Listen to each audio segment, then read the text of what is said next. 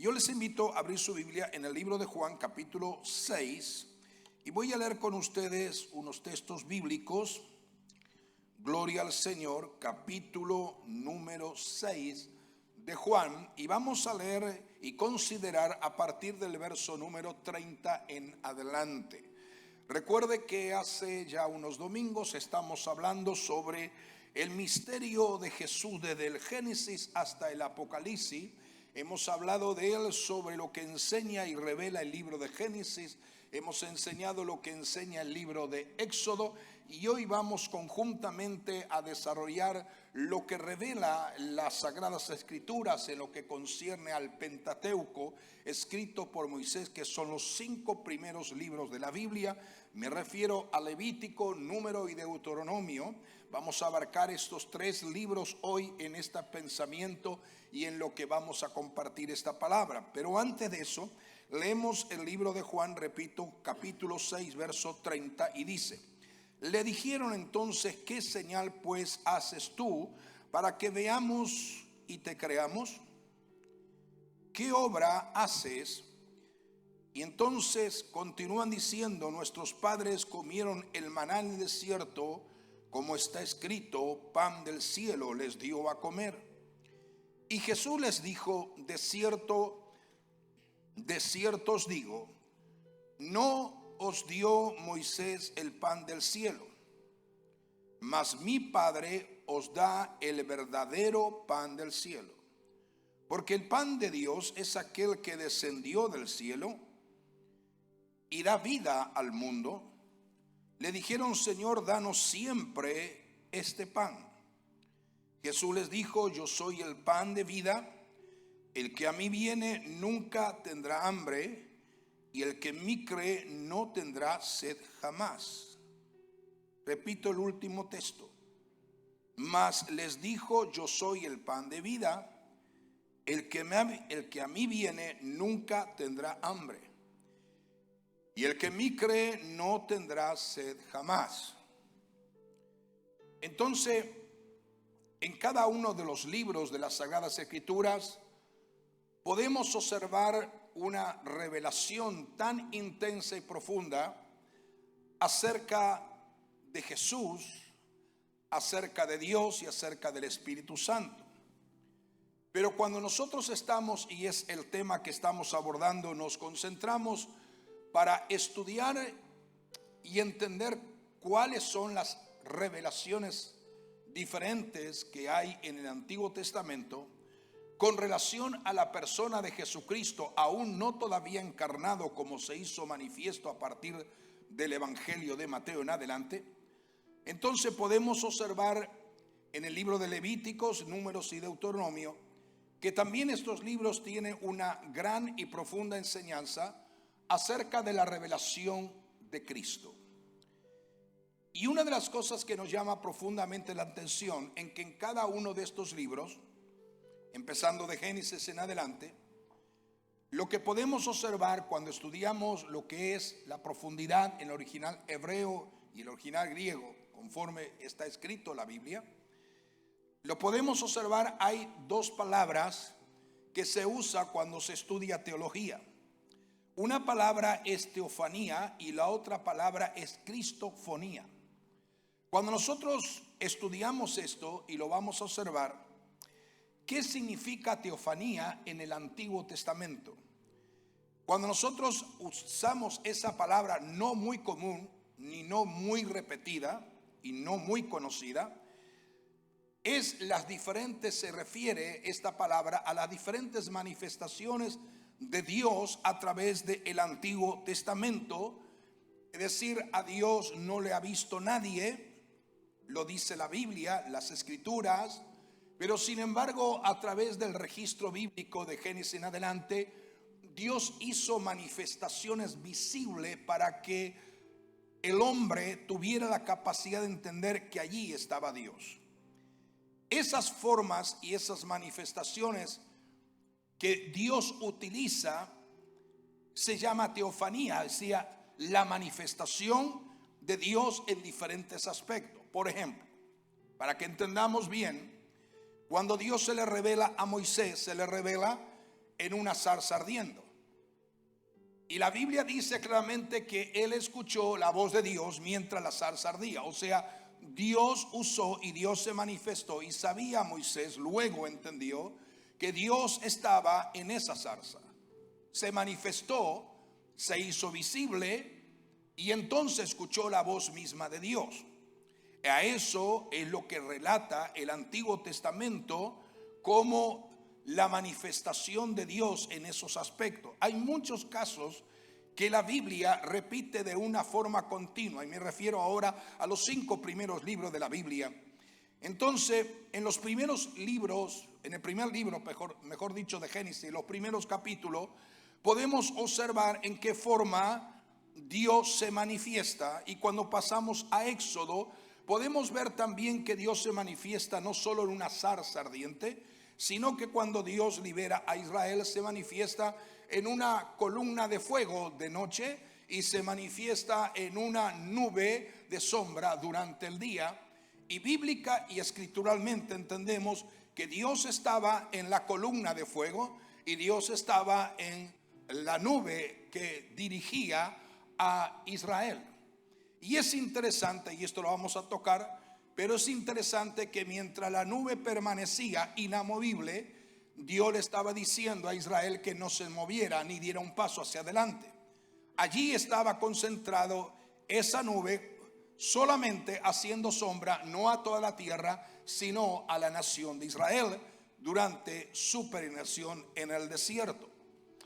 Entonces podemos observar claramente que cuando Dios se manifiesta en el Sinaí, Dios, dice la Biblia, y Moisés literalmente lo escribe, que Dios comenzó a escribir en la tabla los 10 mandamientos.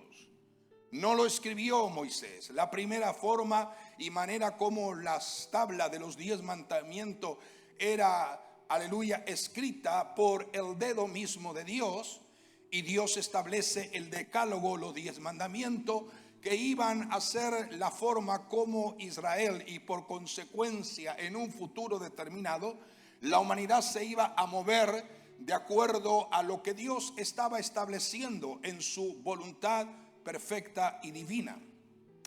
Entonces podemos observar que Dios se hizo visible o se hizo manifiesto en el Sinaí, de tal manera que aún Israel temió en gran manera, porque aquel monte temblaba con truenos y relámpagos, de manera que la gente tuvo temor. Y dice que Dios mejor hable con Moisés, porque a nosotros, decía Israel, nos da miedo acercarnos a un monte donde está temblando con truenos, relámpagos y tantos otros manifestaciones que no estamos acostumbrados a ver.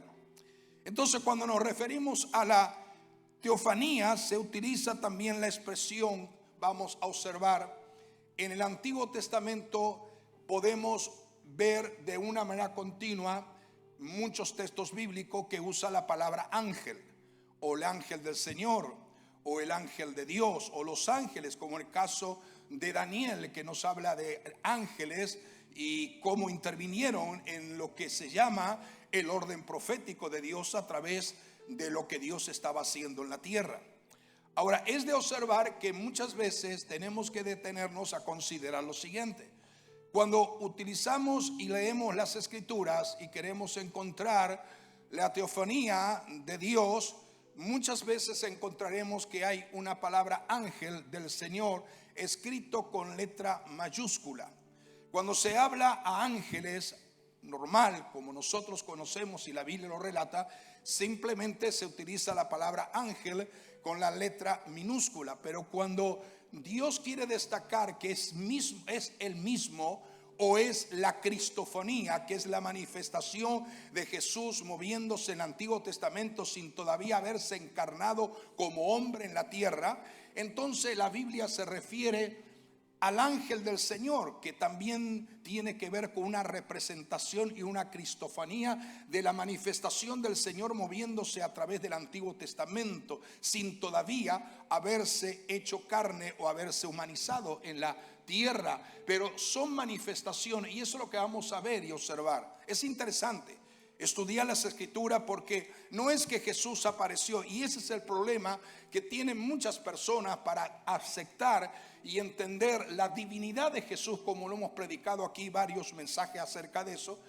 Mucha gente tiene problema para aceptar la divinidad de Jesús y solamente piensan que Jesús fue un hombre más que se humanizó en la tierra y cuando murió se terminó todo. Pero no, la Biblia dice claramente que Jesús siempre fue Dios, aún en su forma humanizada en el Nuevo Testamento siguió siendo Dios, pero también con una manifestación visible de que Él era manifestado en forma humana, semejante a un cuerpo similar al nuestro.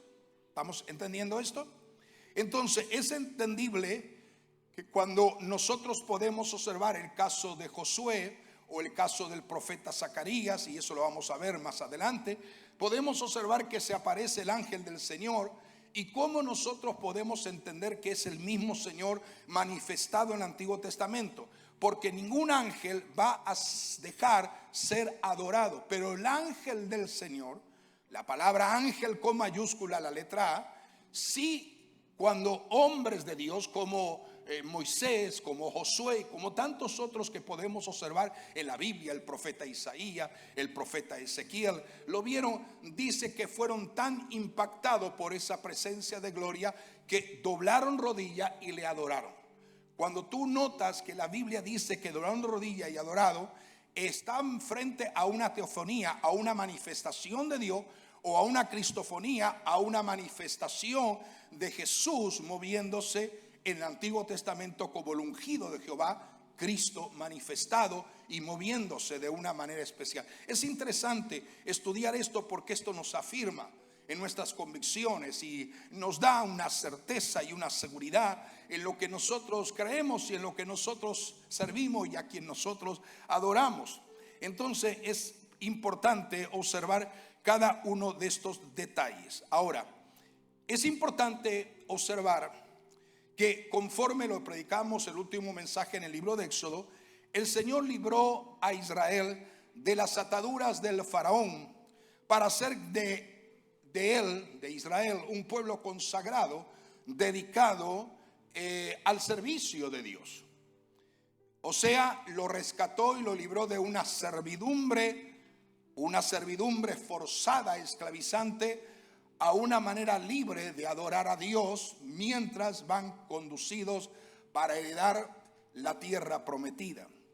Es evidente que por factor o por condición de la duda, la incredulidad, lo que ellos tenían que haber conquistado en 40 días a través de la incredulidad y de la duda, por cuanto comenzaron a dudar acerca de Dios, tuvieron que peregrinar y divagar en el desierto por 40 años consecutivos.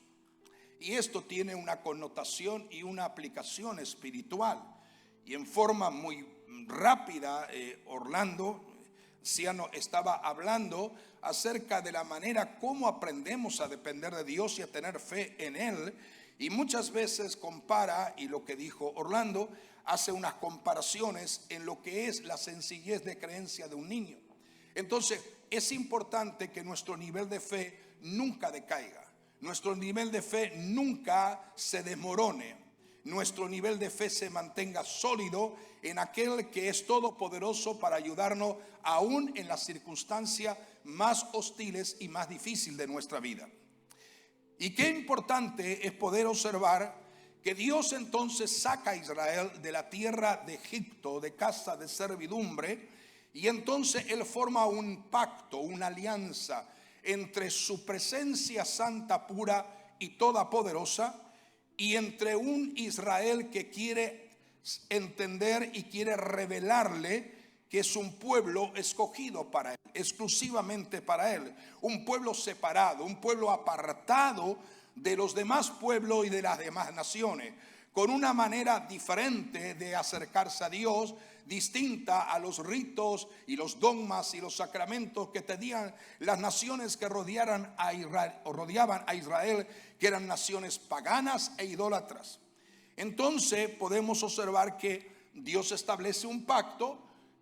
Israel tenía que conocer en qué consistía ese pacto, esa alianza, porque iba a ser lo primero que debían de entender, que era un pueblo separado para Dios, apartado de los demás pueblos, para que puedan entender claramente que hay una comunión entre un Dios santo y un pueblo que Dios anhela revelarse a ese pueblo.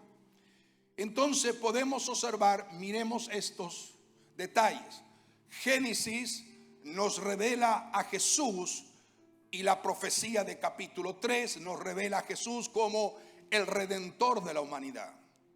Cuando nosotros estudiamos el libro de Éxodo, explicamos el domingo pasado, nos revela a Cristo como el Cordero Pascual que iba a quitar el pecado no de una nación llamada Israel, sino el pecado de todo el mundo.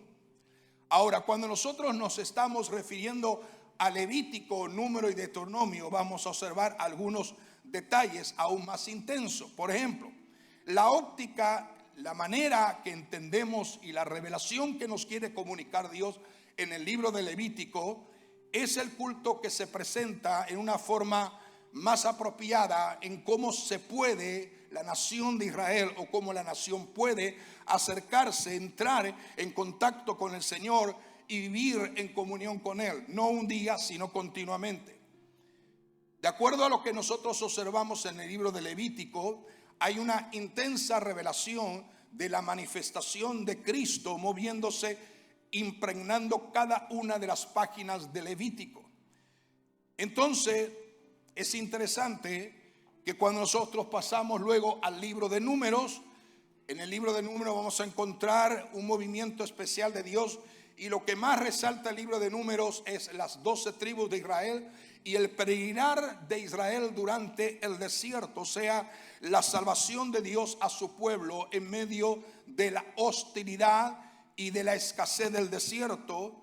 Y aunque no realmente Dios no había terminado con Israel en el desierto, nos dice y nos comunica de qué manera en el desierto Israel experimenta lo que significa marchar con Dios, caminar con Dios, y lo que Dios les pide, que lo que Dios les está pidiendo es que se purifiquen, que se santifiquen y que puedan realmente entender que Él se va a revelar para que maduren en confianza y en dependencia con Dios. La experiencia del desierto, iglesia, tiene un significado muy notorio para Israel, pero también tiene un significado tipo profético para la iglesia de Cristo en los días actuales que estamos viviendo. La experiencia del desierto, escasez, necesidades, oprobio, calor, diferentes consecuencias que Israel vivió en el desierto, también nos habla de que Dios va educando a Israel, a la nación, y este pueblo que salió libre de la tierra de Egipto, una y otra vez se rebelan contra Dios. Dios los quiere educar, Dios los quiere instruir, pero se rebelan de manera continua.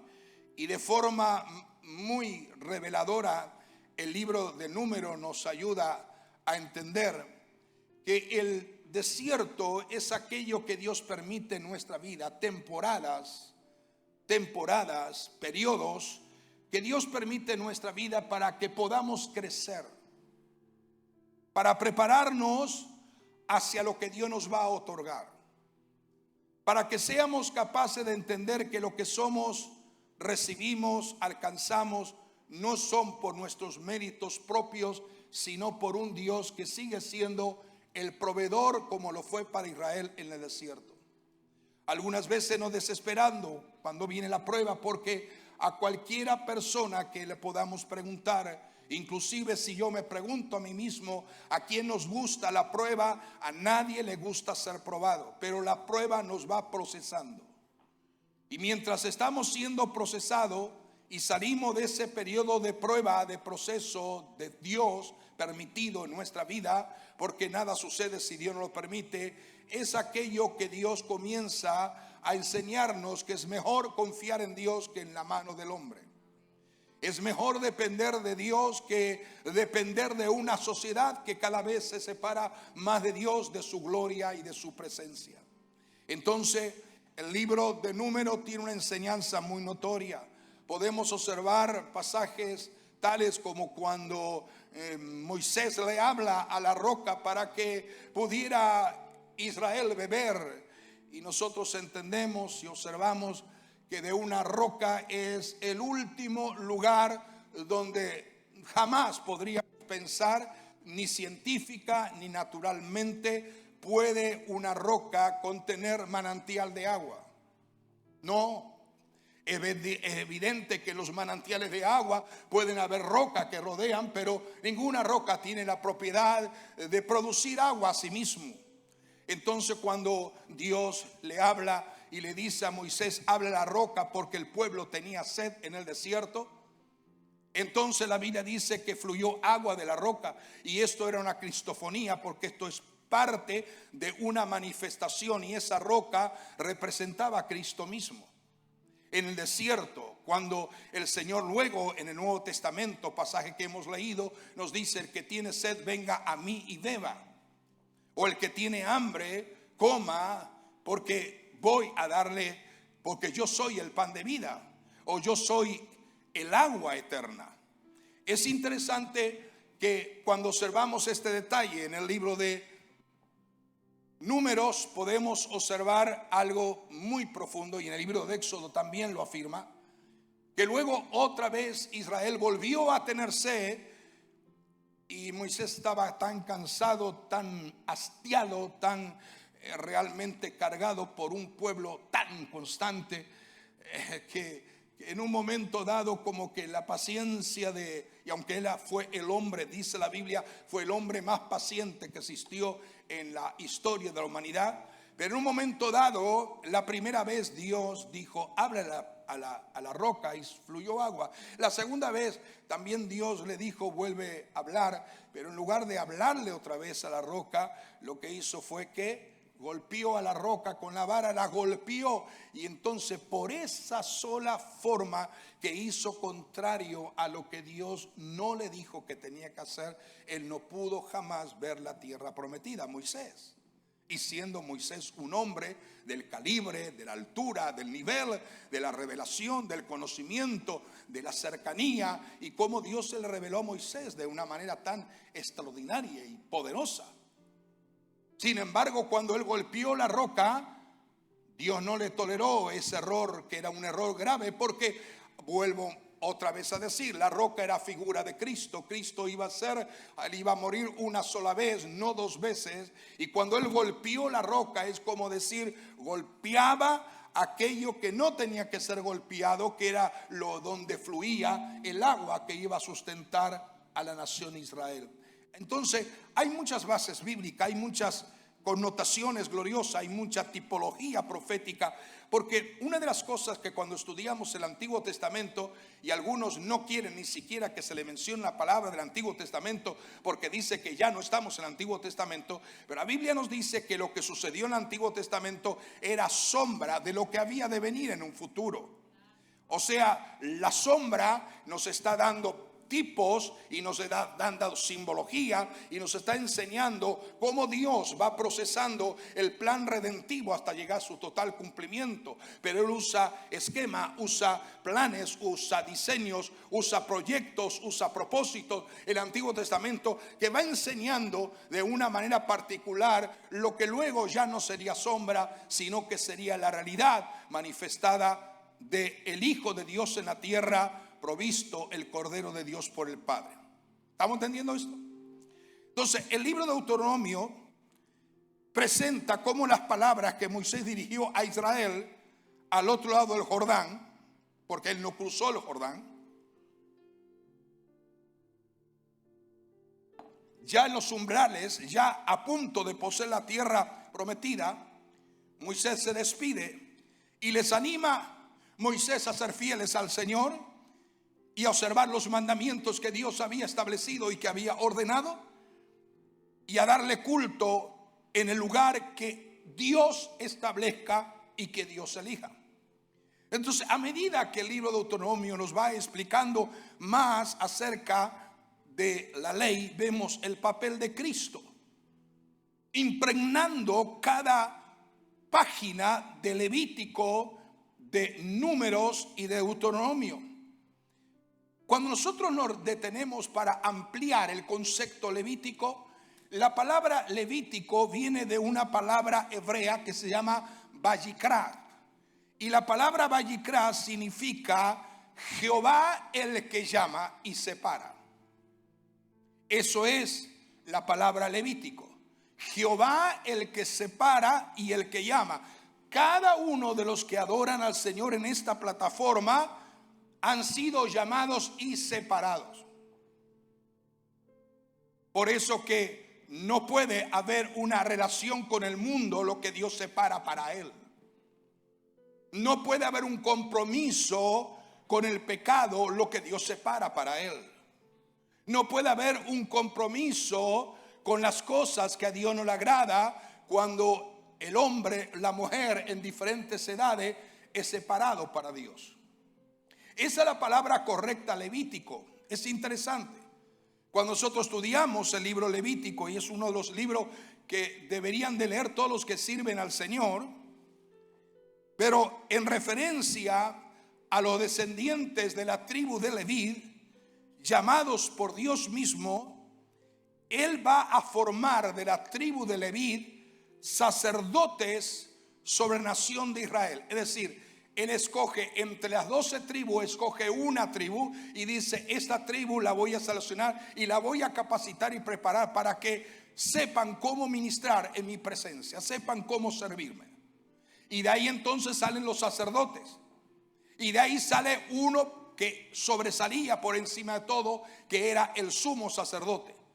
Cuando nosotros estudiamos cada uno de estos detalles, podemos observar que todo lo que el Señor Dios Padre y Jehová, conforme se revela en el Antiguo Testamento, manifiesta, es prácticamente una tipología y una sombra de lo que sería Jesús.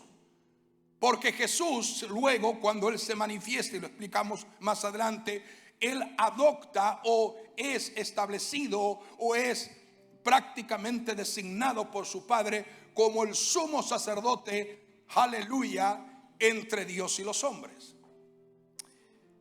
Podríamos entonces ver en este libro de Levítico que el libro de Levítico es un manual para los que anhelan servir a Dios, para los sacerdotes y los levitas. Los levitas son los que van siendo preparados para convertirse en sacerdotes.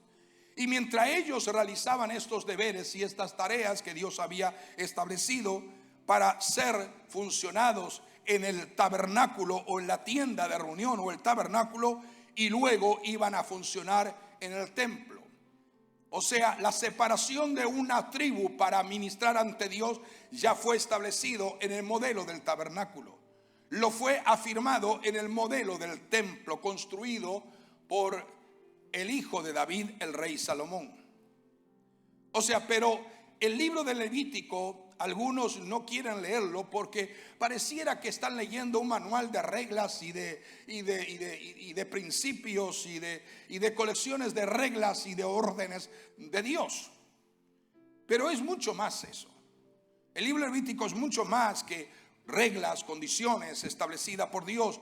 Lo que el libro de Levítico es que marca un momento en la historia cuando un pueblo o el pueblo de Dios fue completamente apartado del resto del mundo pagano, tanto espiritualmente como físicamente. ¿Estamos entendiendo esto? Por eso hoy en día en la iglesia hay mucha gente, hay muchas naciones, pero Dios dice: voy a establecer mi iglesia. La iglesia del Señor no es una iglesia que mezcla o que tiene mezcla de Babilonia o de ritos o de ritualismo dentro del paganismo y de la latría. La iglesia que el Señor escoge mediante su redención en el Calvario y es afirmada por el Espíritu Santo, es una iglesia que tiene claro que pertenece a su Señor y que su compromiso no es con el mundo, es con el Señor. Cuando tú en un momento dado, tocado por el Espíritu Santo, tocado por la palabra de revelación o tocado por un mensaje específico que Dios te toca, tú despiertas a la realidad y tú dices: yo necesito de esa presencia, necesito de ese Señor.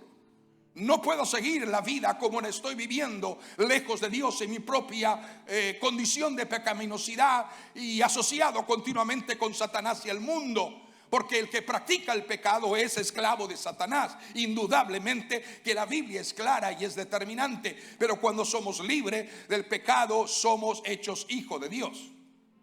Y los hijos de Dios son un pueblo separado exclusivamente para Él. Por eso es que necesitamos saber dónde y qué es lo que realmente Dios nos enseña por su palabra.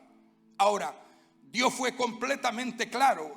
Él dijo: yo quiero que Israel viva para mí, aunque Israel fue continuamente una nación muy difícil. Dios le mostró una y otra vez manifestaciones gloriosas.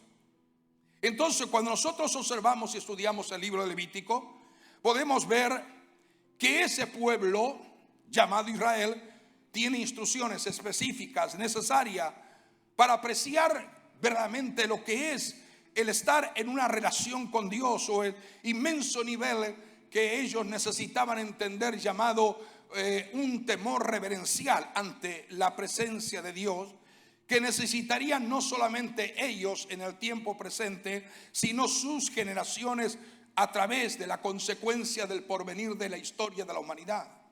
Entonces, el pueblo tenía que seguirle e interactuar con el Señor y obedecerle cada día. Nunca hubiéramos captado realmente el nivel de moralidad o el nivel de inmoralidad si no tuviéramos el libro de Levítico en nuestras manos. Porque el libro de Levítico nos está diciendo, es como un manual que identifica algo que para la mayoría de la gente en el presente tiempo es algo como que no tienen en cuenta. Pero una de las cosas que nos revela el libro Levítico es que nos revela en una manera amplia, en una manera totalmente desarrollada por Dios y su sabiduría divina, el misterio del pecado. ¿Cuáles son las consecuencias del pecado? Hasta dónde el pecado logra cautivar, destruir y deteriorar la semejanza y la imagen del hombre a consecuencia del pecado. Poco sabríamos del pecado en el Antiguo Testamento si no leyéramos y estudiáramos en una manera responsable el libro Levítico. Entonces hay algo que nos da una nota muy clara: es la intensidad, el misterio llamado pecado, incluso más allá de lo que se proporcionó en el libro de Éxodo y lo que se ilustra o se ilustró en el percance lamentable y triste del jardín del Edén, cuando Satanás logra engañar a la mujer y al hombre. Sin embargo, para comprender la perspectiva de Dios con respecto al pecado, la participación de Cristo es fundamental para que ese pecado sea no cubierto, sino sea quitado. Y esto es algo que podemos observar. Es fundamental notar entonces la similitud que hay entre los sacerdotes del Antiguo Testamento con el pueblo de Dios, y cómo Dios designó para defender o posicionar a los sacerdotes, para que los sacerdotes, una de las cosas que tenían que resaltar los sacerdotes de una manera continua y permanente, y ellos mismos aplicarla a ellos mismos, aunque vieron algunos de ellos en la historia de Israel que fueron destituidos, como Elí, el caso del sacerdote Elí, que no guardó una posición fiel a Dios y Dios lo destituyó. Aún la lámpara de Jehová fue apagada por la consecuencia de que Elí permitió a sus propios hijos hacer lo que se le daba la gana en la casa del Señor.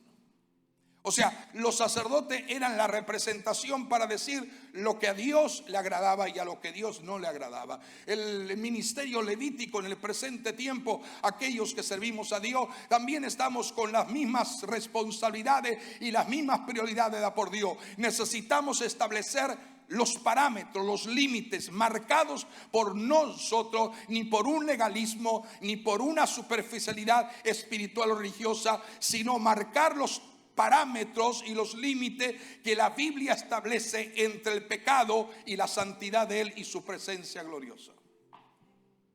Esto es lo que nos enseña, esto es lo que podemos aprender del libro Levítico, o sea, los estándares que Dios establece para que los judíos guardaran esos estándares de santidad y de pureza, convirtiéndose así, como ya lo hemos dicho anteriormente, con un pueblo con el que Dios podría cohabitar, un pueblo con la cual Dios podía proteger, un pueblo en la cual Dios podría bendecir, un pueblo en la cual Dios podría dirigir, un pueblo en la cual sería una nación diferente al resto de todo lo que rodeaba a Israel.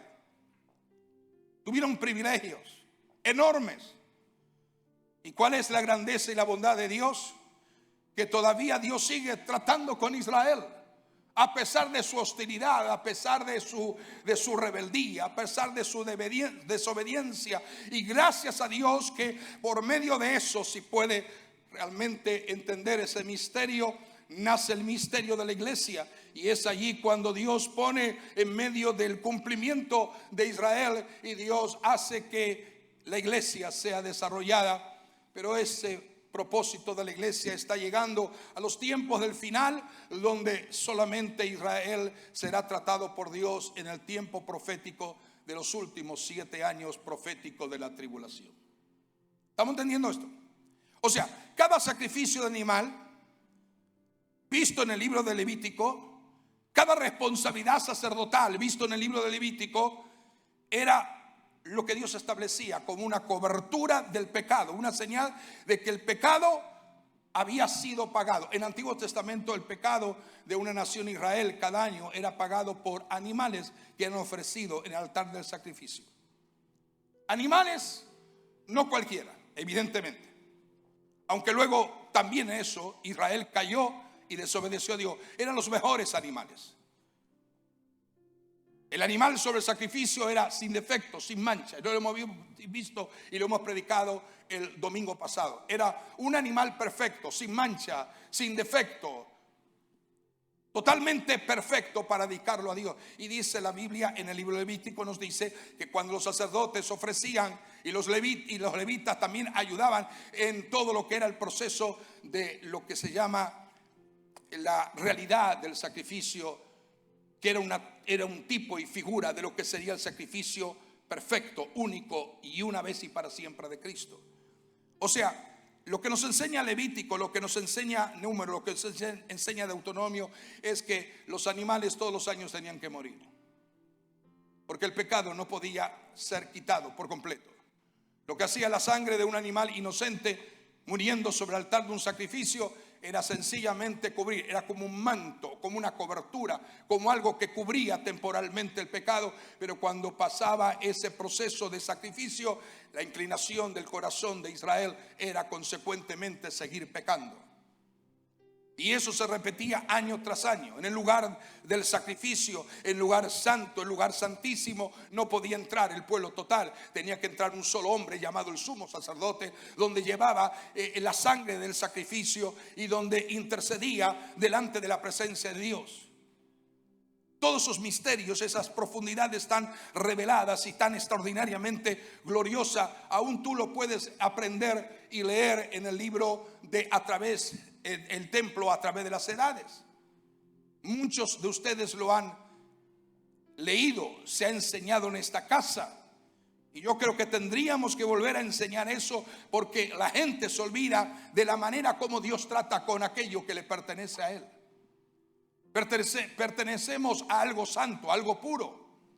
No somos el montón de personas simplemente que somos ideológicamente o con una ideología religiosa. No somos gentes cambiadas, transformadas para ser diferente al común denominador que rodea la sociedad presente.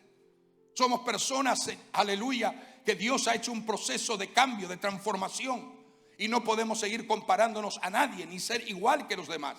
Nosotros tenemos que ser diferentes, como Dios quería que Israel fuera diferente al pueblo y a las naciones de Israel, que le rodeaban a Israel. Entonces, el pecado es serio. El pecado siempre ha sido y será una total y cruel ofensa contra Dios mismo. Es un acto de rebelión. Es un signo de representación de la muerte.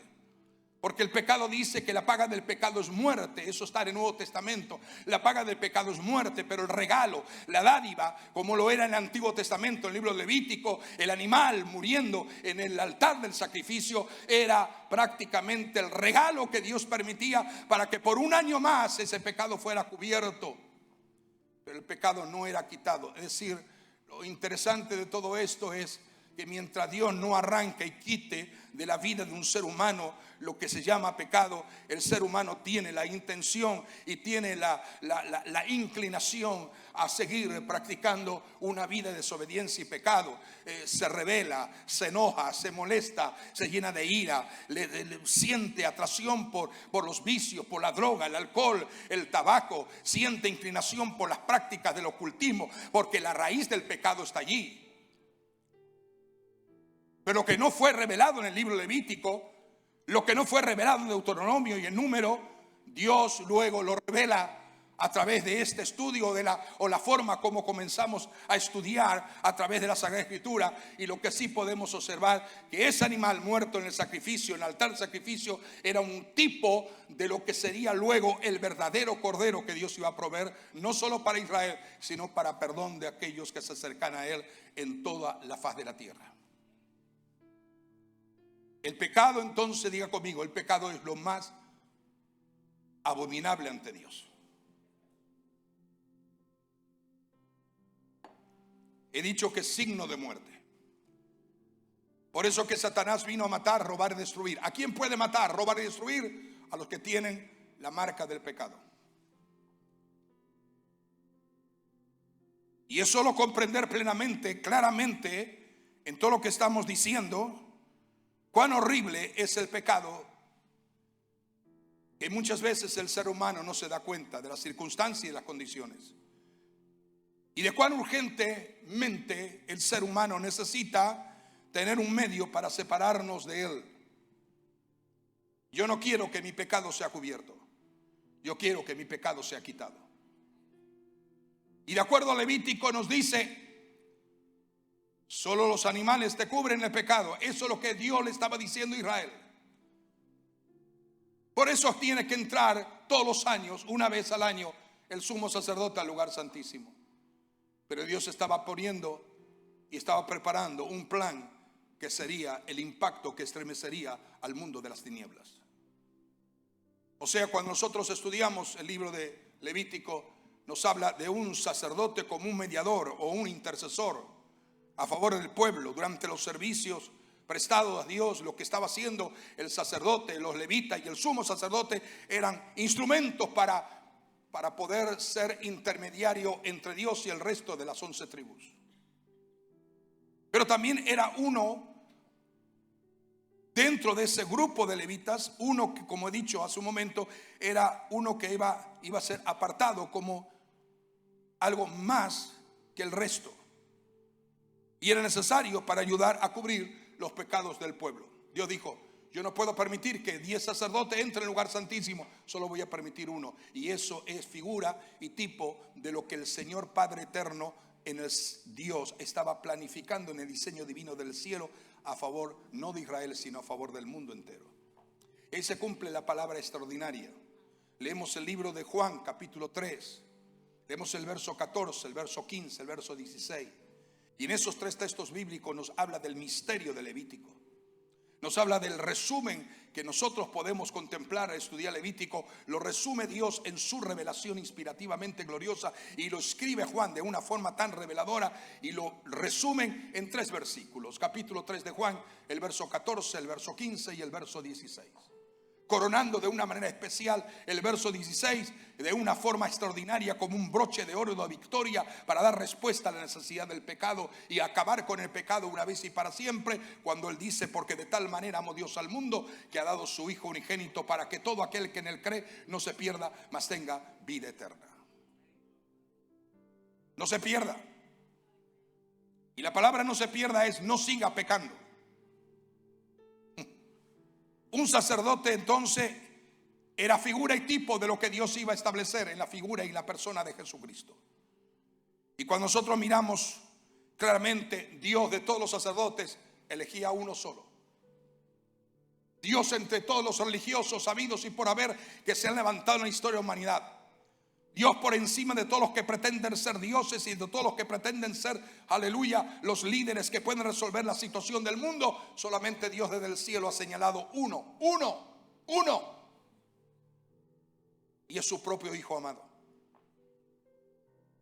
Ya no es el Cordero sin defecto solamente. Es el cordero que mientras los corderos cubrían el pecado, yo alabo y glorifico al Señor por el pacto de la gracia, por el pacto de la alianza, del pacto de Dios que se llama el nuevo pacto, hecho a través de un cordero único y para siempre, a través de un sacrificio único y para siempre. No como dice la secta Moon, que dice que lo que Jesús hizo en el Calvario fue imperfecto y que ellos quieren perfeccionar lo que Jesús no pudo acabar en el Calvario. No, esa es una abominación en la presencia de Dios. Lo que Jesús hizo en la cruz fue único, una vez y para siempre. Yo no tengo que acudir a Jesús una vez al año para que me cubra el pecado. Yo tengo la necesidad de entender que Jesús, a través del Espíritu Santo, habita dentro de mí. ¿Por medio de qué? Porque Él me ha hecho templo. Y para hacerme templo significa que tiene que ser santificado, y que tiene que ser separado, y que tiene que ser apartado para Él. Esas son las consecuencias, esos son los determinantes que Dios establece. Por eso es claramente que el más consagrado, el más devoto, el más fiel, el más justo, era aquellos que eran separados para servir a Dios. Era el único que era considerado para entrar en el lugar del tabernáculo en el día de la expiación. Es interesante la profundidad que Dios nos enseña en lo que significa la expiación. Para colocar la sangre del sacrificio en el arca del pacto como un cubrir de los pecados del pueblo, y eso representaba la presencia literal de Dios. La presencia de Dios se manifiesta en nuestra vida cuando primero una sangre nos ha limpiado. La presencia de Dios no puede bajar en ninguna vida si el pecado no es cubierto. No estoy diciendo cubierto. Ahora en Cristo el pecado tiene que ser quitado. ¿Te entiende esto? El pecado tiene que ser quitado. Yo he escuchado a gente que dice: pastor, Dios sabe mis debilidades y Dios me ayuda en medio de mis debilidades. Pastor, Dios me entiende que tengo esta naturaleza débil y caída. Está confesando y está hablando el viejo hombre, la vieja naturaleza. Porque se supone que en Cristo el pecado no puede destruir tu vida. Aleluya. Esta sería la práctica de Levítico, y luego en los demás libros que he mencionado, que se manifestarían hasta que un día finalmente viniera el verdadero Mesías. Yo alabo al Señor en esta mañana, en este mediodía, porque el verdadero Mesías llegó un momento de cumplimiento y vino. Entonces Él, a través de su sacrificio de sangre, de una vez y por todas y por todos los pecados, se convertiría en el mero y total reemplazo de ese ceremonial que Dios había establecido en Levítico. Sería el cumplimiento de todas esas perspectivas que el Señor iba señalando en estos libros del Pentateuco. Jesús se convirtió en el sacrificio perfecto. Fue Él que no solamente se convirtió en el sacrificio perfecto, sino que se convirtió en el verdadero sumo sacerdote. No solo se convirtió en el verdadero sumo sacerdote, sino en el verdadero mediador entre Dios y los hombres. Y no solamente el mediador entre Dios y los hombres, sino el verdadero intercesor entre tú y la santa presencia del Dios Todopoderoso. O sea, Cristo tomó el lugar de 4 figuras que era sombra en el Antiguo Testamento de lo que Él sería en el Nuevo Testamento. Asume la responsabilidad de Cordero y se entrega como el sacrificio perfecto. Se convierte en el sumo sacerdote y llega al trono de la gracia y es elevado al trono de la gracia, y entonces En el trono de la gracia, Él va con la señal de su sangre derramada ante el trono del Padre. Y se sienta para siempre como mediador entre un Dios santo y el hombre pecador. Y si poco eso nos hace entender, Él se convierte en aquel que intercede día y noche por todos nosotros. Es maravilloso, es sublime. Por eso tenemos que amarle. Por eso tenemos que adorarle. Y termino diciendo, Él dijo, el que fue Cordero, sacerdote, mediador e intercesor, dijo: he aquí vengo a hacer tu voluntad, oh Dios. Él, solo Él, pudo ser capaz de quitar tu pecado y mi pecado, para establecerse a sí mismo como el sacrificio maravilloso. Alabo al Señor en esta mañana, en este mediodía. Dile: Señor, gracias que tú no me cubres el pecado, tú me quitas el pecado. Quitar el pecado es: tú no puedes tener deseo de seguir pecando. Pastor, ¿qué está diciendo? No, hermanos amados, tú te puedes equivocar en un momento dado, puedes errar en un momento dado, puedes cometer en un momento dado, sentirte enojado, y caes de rodillas ante Dios y le dices: Señor, perdóname, he fallado, Señor, perdóname. Y el Señor te perdona. Pero cuando estamos hablando de pecado, estamos estamos viendo aquello que es abominable, aquello que ante Dios huele a inmundicia.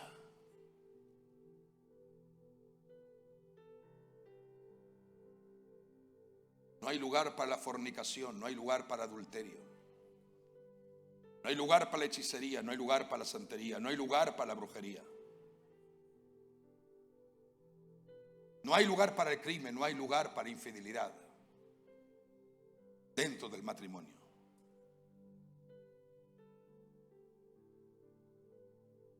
Es más profundo de lo que muchas personas quieren, intentan hacernos creer.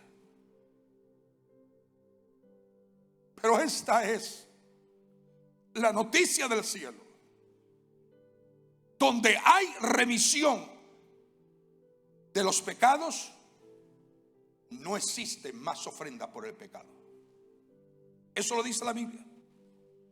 Así que, amados hermanos, es momento que te pongas de pie, porque aquí, hermanos, teniendo libertad para entrar en el lugar santísimo por la sangre de Jesús, ya no necesitamos más un sacerdote humano. Ahora entramos en el lugar santísimo, y lugar santísimo por la sangre de Jesús en la cruz, una vez y para siempre, por un camino nuevo y vivo que el Señor nos abrió ante el Padre, que rompió el velo de separación, es decir, a través de su propia carne herida y llagada en la cruz. Su carne se convirtió en el camino nuevo y vivo que quita el pecado, por el cual todos podemos entrar en el lugar santísimo, no una vez al año, sino de manera continua, para que podamos entrar en la presencia de Dios como perfectos, sin mancha, sin arruga, teniendo un sumo sacerdote sobre la casa de Dios, que es la iglesia, porque Jesucristo es, sin lugar a duda, nuestro excelente sacerdote.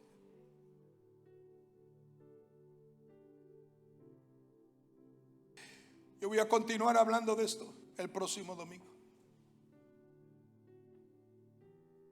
porque no hemos terminado. Solamente hemos hablado Levítico y no hemos terminado, pero voy a seguir hablando.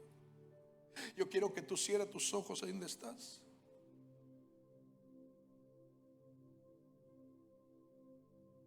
Y contemples todo lo que el Señor hizo por ti. Un camino nuevo fue abierto.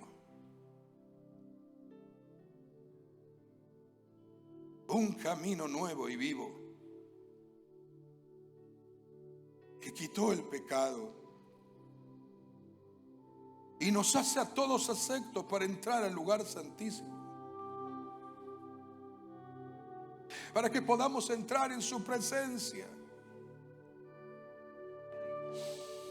para que podamos ser perfeccionados y alcanzar el agrado del Padre.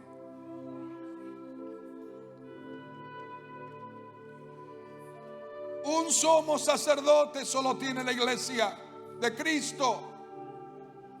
Y ese sumo sacerdote no está en ninguna parte geográfica de la tierra, está en el cielo, y desde el cielo ese sumo sacerdote nos cuida, nos guarda, nos bendice, nos protege, nos separa, nos aparta.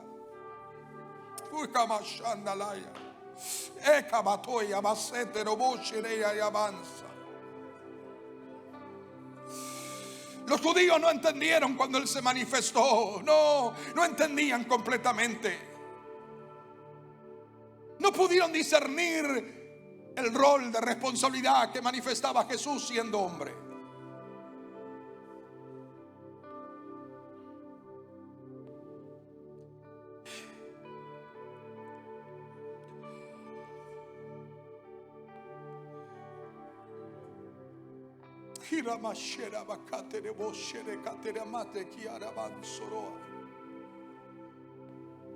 Hay promesa de victoria para ti en esta mañana, en este mediodía. Hay promesa de sanidad para ti en esta mañana. Hay promesa de liberación para ti en este momento. Hay promesa de provisión para ti en este instante. Él fue la roca de provisión en el desierto. Él fue el maná que descendió del desierto. Como luego Él dijo: yo soy el pan que descendió del cielo. Todo lo que desciende del cielo siempre tiene particularmente un impacto sobre nuestra vida. Todo lo que el Padre envía del cielo es perfecto, es agradable, es bueno, es su voluntad, es su manifestación, es su agrado.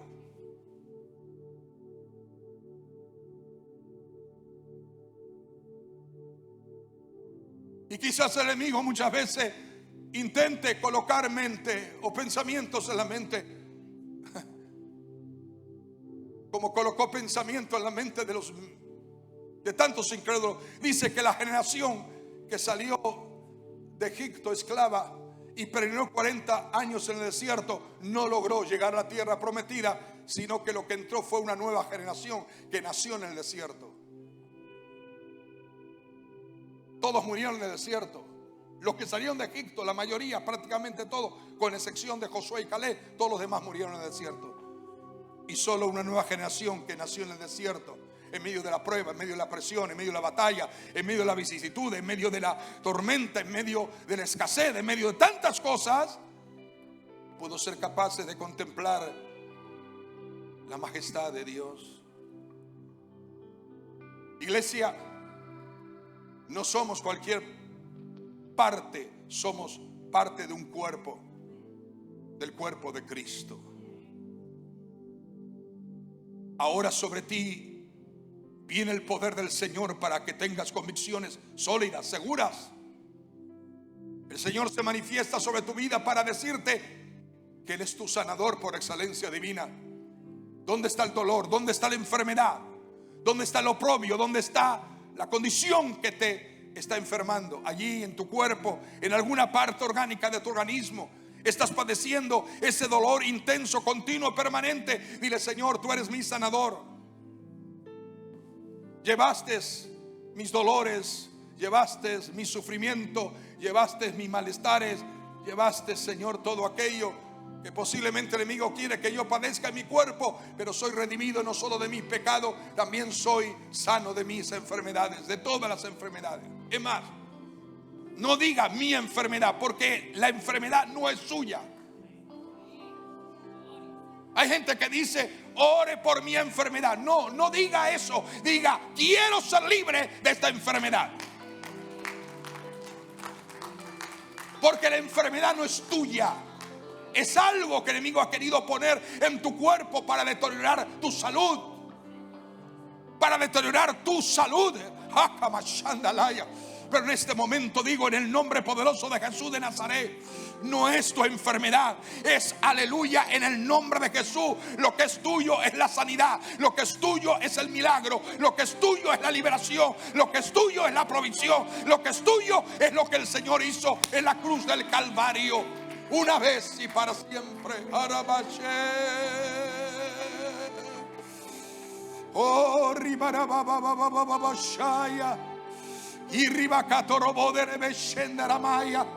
ahora sanidad sobre cada cuerpo. Ahora salud sobre cada organismo. Ahora sanidad sobre cada cuerpo enfermo. Pon tu mano sobre su dolencia, enfermedad, en el nombre de Jesús de Nazaret.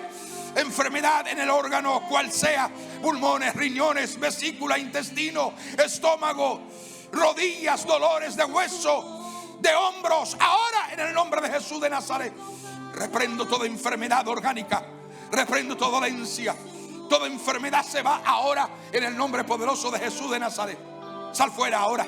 Enfermedad, dolencia, malestares, en el nombre de Jesús sea reprendido, deshecho. Todo dolor sea quitado. Toda enfermedad sea completamente arrancada en el nombre de Jesús. Crea oídos nuevos, ojos nuevos. Entra en esas bocas, Señor amado. Entra en esas bocas, Señor amado. Y aún tú puedes y eres poderoso para crear todo nuevo en esas bocas, Señor amado. Desaparece las varices, las venas varicosas, la artritis, el reuma. Señor, desaparece, Señor amado, toda deformación, toda afección en la rodilla, en los huesos, en las coyunturas.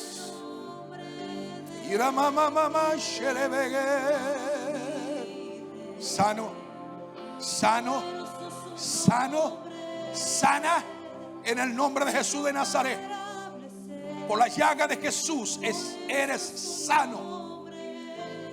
Por la llaga de Jesús eres libre. Cadenas se rompen, opresiones se van.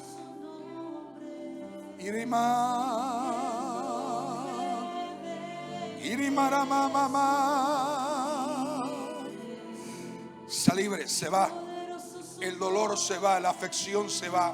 Problema de cadera, problema. Si tú tienes una hernia, pon tu mano allí en la mano donde está la hernia y dile: yo sé, Señor, que esa hernia desaparece de mi cuerpo ahora. Hernia, vuelve a tu lugar, desaparece ahora en el nombre poderoso de Jesús de Nazaret. Toda hernia desaparece, todo tumor desaparece, todo tumor desaparece, toda hernia desaparece, toda enfermedad congénita desaparece ahora en el nombre de Jesús de Nazaret. Señor amado, clamamos por el papá de Mercedes. Tócalo allí donde está, Señor. Tú eres el Señor. La vida de nuestra familia, de nuestra propia vida está en tus manos. Toca a Horacio, Señor amado. Toca a Sonia. Toca a Sireno, a Mercy, a todos los que, Señor amado, necesitan milagros. Sigue restaurando, Señor amado, a la niña, Señor amado, que tú estás obrando, Señor amado, en el nombre de Jesús de Nazaret. Gracias porque tú estás ministrando en mía, en esta niña, Señor amado, que tú estás interviniendo. Oh, ramamama,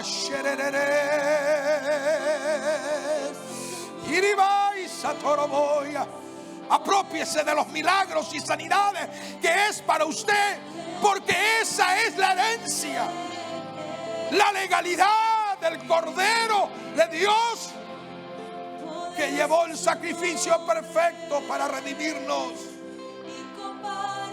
Para redimirnos.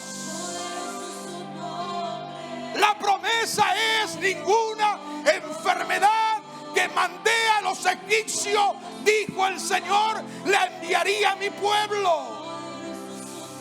Hay una unción de sanidad si lo crees de todo corazón. Sé libre de todo efecto efecto nocivo de dolor, de enfermedad, de opresión sobre tu cuerpo. Oh, maramamamamama, sharabababa.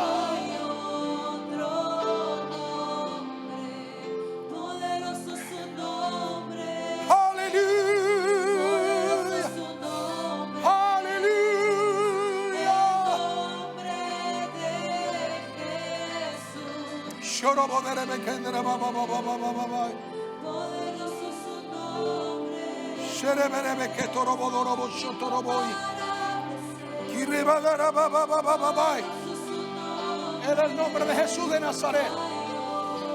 En el nombre de Jesús de Nazaret.